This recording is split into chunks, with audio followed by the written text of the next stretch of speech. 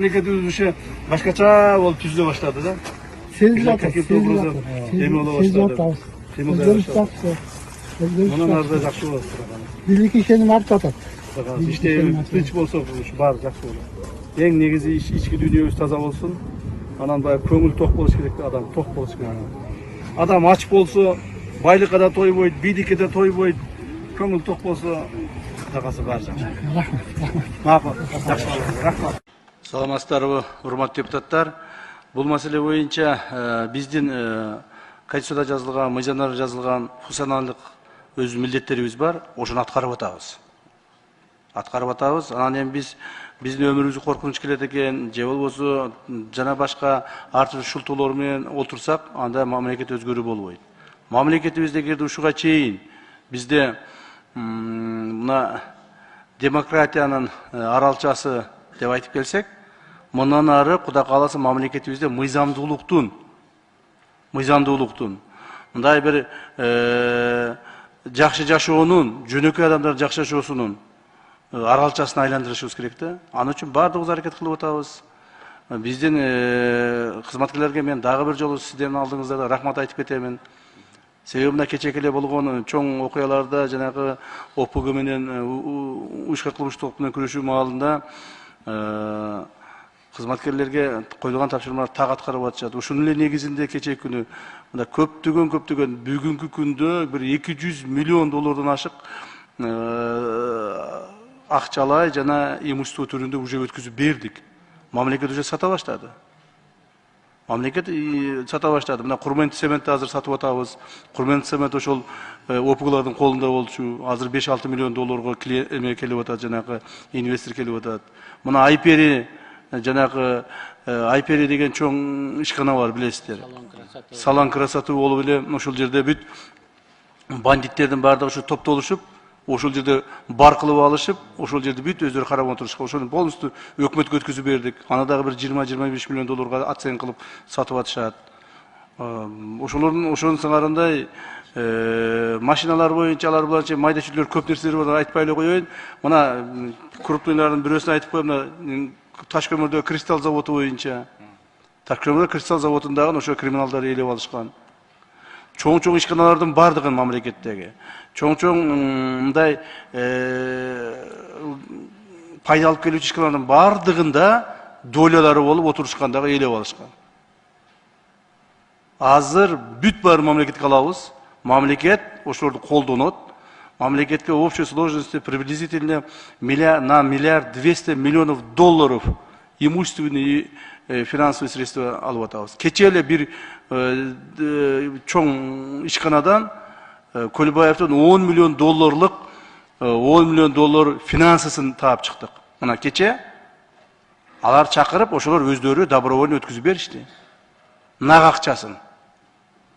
Буга чейин дагы бирөөсү 15 миллион доллар өткүзүп берди. Ага чейин дагы бирөөсү 10 миллион доллар өткүзүп берди. Бирөөсү 12 миллион долларды өткүзүп беришти. Бирөөсү мына азыр айтып атабыз 30 миллионду бересиң деп атабыз. Ошол, то есть ушундай чоң ишканал, прибыльный ишканалардын бардыгында алардын долялары болушкан. Ушунун бардыгын ушул суммаларды айтса, кээ ойлоп калышы мүмкүн, муну ГКМнын жана кызматкерлери алып атабы башка жок, мунун бардыгы 1 сомуна чейин. 1 сомуна чейин биздин счетко түшөт, ГКМнын депозиттин счетуна түшөт.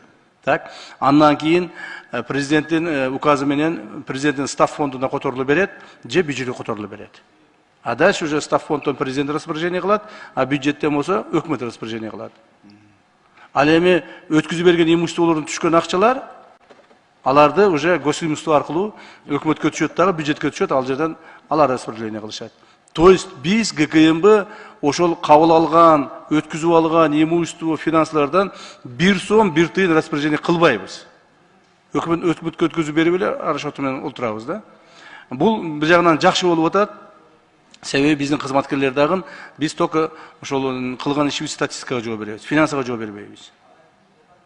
Ал эми кызматкерлерденге мен ушу тапшырма берип атам, күндө сүйлөшөбүз, күнү түн иштеп атабыз.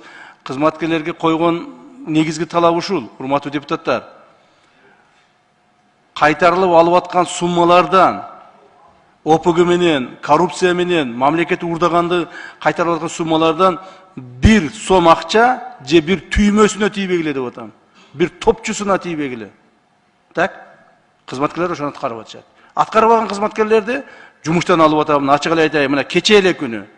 Кече, буквально кече күнү 3 кызматкерди жанагы по дискредитация жумуштан алдым.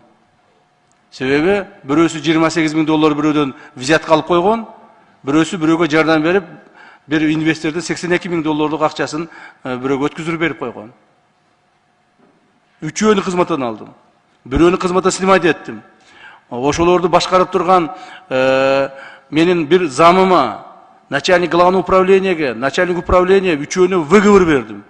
Если в следующий раз еще кто-то будет этим заниматься, все будут снять с работы. Так? Очень строго отношусь к каждому человеку, каждому сотруднику. Никто не может отойти от как бы закона. То есть наша работа, наша жизнь, наши действия направлены только единственно куда? Во благо страны. Другого выхода у нас нету. И бизнес сотрудниктер ошону туура түшүнүп атат. Айлыктарыбыз жакшы былтыр көтөрүлдү. Бирок биз азыр өкмөткө дагы сунуш берип атабыз, дагы жардам бериңиздер, көтөрүп бериңиздер. Биз айлыкты көтөрсөк, bir жылына бизге где-то bir, ну, приблизительно айтам, мен анын точно айтпаймын силерге, естественно, 400 миллион сомдун тегерегинде акча келет экен. Так? А биз болсо 100 миллиардтаган сомду алып келип атабыз. Урматтуу депутаттар, өзүңөр карап көргүлө, Кумтөр канча таап атат жылына? 3 жылда канча таапты? 3 жылда ГКМдан бюджетке толукталган акчалар канча болду? Бул эмненин эмеси? Бул биздин бир жактан жакшы иштегенибиз, экинчи жактан бул мамлекетибиз ушунчалык жанагыдай коррупциялык, криминалдык, кландык, чириген системага айланып кеткен да. Ушул системаны биз тазалап чыгышыбыз керек. Мен муну айтып атам бардыгына. Өкмөттүн өзүнүн башчысы урматтуу Акылбек Сөнбековичке, урматтуу Садыр Кожоевич менен да сүйлөшүп атабыз. Мен айтып атам, мен 3 жылдан кийин мына Кудай буйруп дагы 3 жыл иштей турган болсом, 3 жылдан кийин мен ыйлабашым керек. Ошо маалда кылып калган эмес экен деп. Же болбосо менин бул кадрым бар, тиги кадрыма ишенип отурбашым керек. Мен мыйзамга ишенишим керек. 3 жылдан кийин мени мыйзам коргош керек. Мен эл алдында жүзүм жарык жүрүп, менин мыйзам коргоп жүрүшүм керек. Ар бирибиз ошондой болушубуз керек. Мурдагы бийликтер эмне болду? Мени тиги коргоп калат, бул премьерим коргоп калат, бул министрим коргоп калат деп жүрүп, мына системага тийбей жүрүшкөн. Биз ушул системаны, чириген системаны тазалайбыз деп кирдик. Мен жакында азыр дагы 3-4 күндөн кийин айтам, эми айта турган болсом, бир чоң система боюнча, мына сот жана адвокатура боюнча катуу иштерди азыр жүргүзөбүз. Мамлекетибизди бүт тазалашыбыз керек. Силер жардам бергиле, урматтуу депутаттар. Барын чеке жылдырып коелу. Жеке кызыкчылыкты, бизнести, акчаны мен үчүн эч нерсенин кереги жок. Мен ачык айтып коеюн. Мына бул реклама деген сөз эмес, бул же болбосо бирөөгө мактаныш эмес. Мен сотрудниктерим да барды билет, коом да жакшы билет, азыр мага эч нерсенин кереги жок. Байлыктын дагы, креслонун да башы, мага бир гана маселе. Мамлекетибизди таза, мыйзамдуу өлкөгө айлантып калышыбыз керек. У нас есть шанс, большой шанс бар. Так?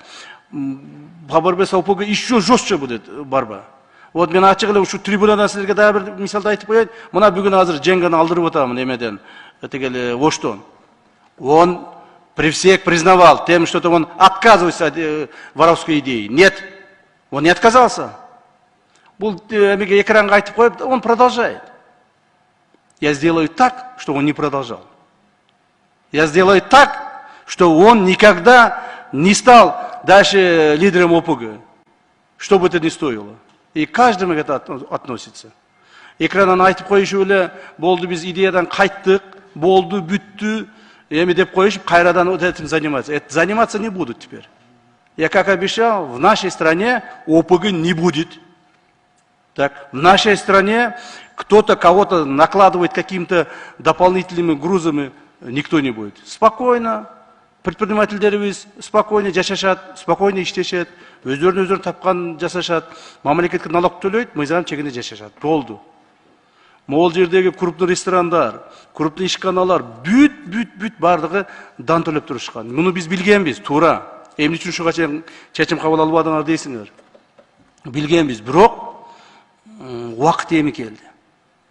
К тому, чтобы наступить, я 2 года готовился. Ачык айтайын. Я 2 года готовился к тому, чтобы наступить, чтобы сегодня день наступил. Вот сейчас мы год наступаем. И теперь 24-25 году будет рост. 26 все будет спокойно. Криминалын деп чыккандардын баарын жок кылабыз. Баягы мен Жеңганы эмне үчүн пример кылып айтып атам. Он тоже был один из лидеров ОПГ в нашей стране. Давайте открыто будем говорить. Так. Ал экранга чыгып мен кайттым деп коет, а бирок на самом деле занимается. Он управляет там, в СИЗО сидит, управляет с этим предпринимателями, обратно там накладывает, преступниками управляет. Этого не будет теперь. Ни Раима Троимова, ни Кольбаева, ни Дженга, никто не будет управлять ни с кем. Будет управлять закон нашей страной. И это главная задача, которую поставил наш уважаемый президент перед нами. Урматтуу депутаттар, ушул боюнча силерге дагы айтып коеюн, колдоо бериңиздер силер дагы. Колдоо бериңиздер. Да, у нас бывают такие ошибки, какие-то недостатки бывают, ничего такого. Бирок депутаттардын арасында деле, чоң кичине кызматкерлердин арасында деле тууган уруктарыбыз көп. Бир дагы тууган урукка карабайбыз. Азыркы күндө Акылбек Сөөнбекович менен жардам берип, ушу Акылбек Сөөнбекович биздин берген предложениялар менен иштеп атышабыз. Бүгүнкү күндө мамлекет кызматкерлери иштен алынып атса, кетип атса, ойлобогула жөн кетип атат. Нет. У кого-то какой-то малейший связь будет, бүт алабыз баарынчы. Азыр эле мага бир депутат жолугуп могул жерде биздин айылдан биздин бир жетекчи бар эле райондук деңгээлдеги. Так, ошону иштен алып атыпсыздар, анын связи жок дейт. Я ему сразу сказал, у него есть связь с так называемым членом ОПГ Казак. Он ему передачу таскал, поэтому мы его снимаем.